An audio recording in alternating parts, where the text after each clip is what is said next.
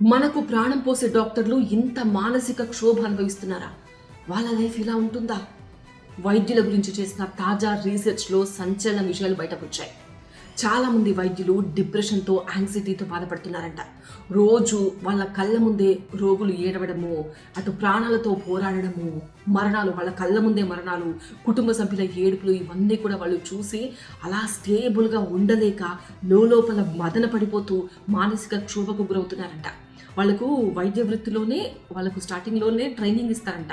వాళ్ళ ముందు ఎలాంటి పరిస్థితి ఉన్నా కూడా, రోగులు ఏడుస్తున్నా కూడా వాళ్ళ మొహంలో ఎలాంటి ఎక్స్ప్రెషన్ కనిపించకూడదు, డాక్టర్స్ ఏడవకూడదు, డాక్టర్స్ భయపడకూడదు, ఇవన్నీ కూడా వాళ్ళకి చెప్తారు. ఎట్ ద సేమ్ టైం వాళ్ళు పేషెంట్స్ని ఓదార్చాలి, వాళ్ళ బంధువులను ఓదార్చాలి, పేషెంట్స్కి ధైర్యం చెప్పాలి.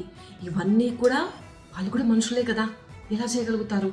మన చుట్టూ ఉన్న వాళ్ళలో, మన కొలీగ్కు, మన ఫ్రెండ్స్కు, మన చుట్టాలకు ఏదైనా అయ్యింది అంటేనే ఆ క్షణం మనం విలవిలాడిపోతాం, ఎంత పెయిన్ అనుభవిస్తాం, ఎంత కుంగిపోతామో. అలాంటిది వాళ్ళ లైఫే మొత్తం ఈ పేషెంట్స్ మధ్య, మరణాల మధ్య కదా.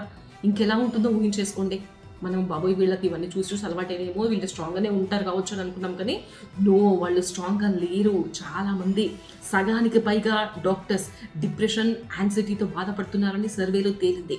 ద లివర్ డాగ్గా పేరుగాంచిన సిరియాక్ ఫిలిప్స్ అనే డాక్టర్ చెప్పిన సంచలన విషయాలు ఏంటంటే, నా కెరియర్ మొత్తం, నా అనుభవం మొత్తం నేను పుస్తక రూపంలో పెట్టుండకపోతే కనుక నేను ఆత్మహత్య చేసుకునేవాన్నేమో అని అన్నారనమాట ఆయన. అంటే అంత డిప్రెసింగ్గా ఉంటుంది వాళ్ళ లైఫ్ అనేది ఆయన చెప్పిన మాటలు.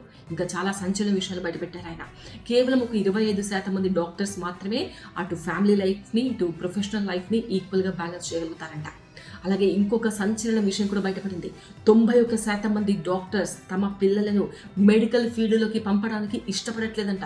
మేము పడుతున్న బాధలు చాలు, ఈ మానసిక క్షోభ నా పిల్లలకు కూడా నేను ఇవ్వదలుచుకోలేదు అంటున్నారంట డాక్టర్స్గా ఉన్న పేరెంట్స్.